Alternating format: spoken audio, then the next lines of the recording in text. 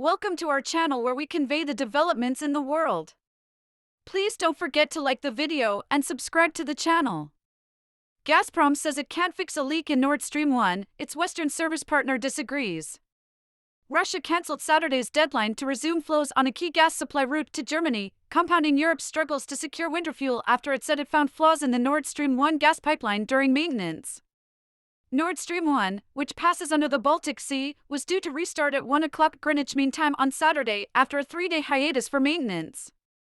But Gazprom, the state-controlled company that has a monopoly on Russian gas exports through pipelines, said on Friday it could not safely resume supplies until it repaired a leak of oil discovered in a vital turbine.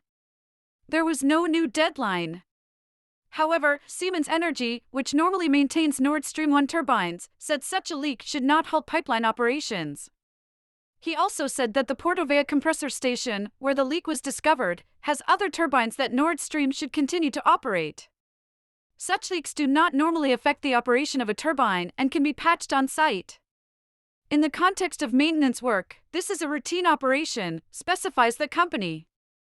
Moscow blames sanctions imposed by the West after Russia invaded Ukraine for hampering routine operations and maintenance of Nord Stream 1.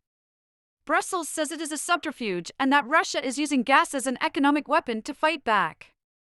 This is part of Russia's psychological warfare against us, tweeted Michael Roth, chairman of the German Parliamentary Committee on Foreign Affairs.